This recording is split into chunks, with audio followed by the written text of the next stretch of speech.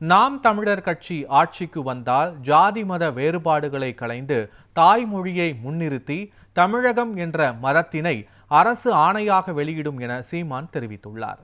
சென்னை கிண்டியில் உள்ள தனியார் நட்சத்திர விடுதியில் நாதக தலைமை ஒருங்கிணைப்பாளர் சீமான் தேர்தல் அறிக்கையை வெளியிட்டார். பின்னர் செய்தியாளர்களை சந்தித்து பேசிய சீமான், இங்கு கட்சி மாறுகிறது, ஆட்சி மாறுகிறது, ஆனால் ஆட்சி முறை மாறுவதில்லை என்று தெரிவித்தார்.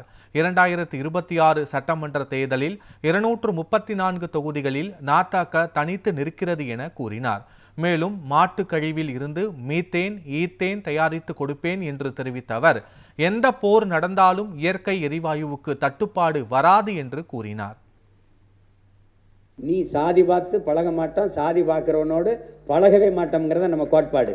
அது அந்த எண்ணமே வராத அளவிற்கு இந்த சமூகத்தை மாற்றிடுவேன். விளையாடணும், படிக்கணும், வேலை இது பண்ணணும். அப்போ இந்த சாதியை பற்றி சிந்திச்சுக்கிட்டு வெட்டி பேச்சு பேசி புறணி பேசிக்கிட்டு இந்த அடிக்கடி சரக்கை போட்டு மப்பில் வந்து நாங்கள்லாம் யார் தெரியுமா வந்து நீங்கள் வா, நீயே ஒரு அடிமை, நானும் ஒரு அடிமை, அதில் பெரிய அடிமை சின்ன அடிமை அதெல்லாம் கிடையாது. அது கொஞ்சம் கொஞ்சமாக மாறிடும்.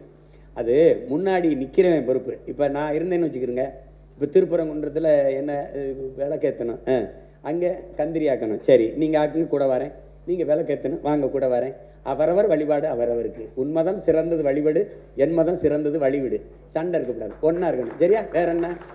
இங்கே இங்கே இங்கே என்னென்னா, இந்த சாதி மதம் இல்லாத இது ஒரே மண்ணாகணும், ஒரு தாய் மண்ணாகணும். இதுதான் நம்மளுடைய கோட்பாடு.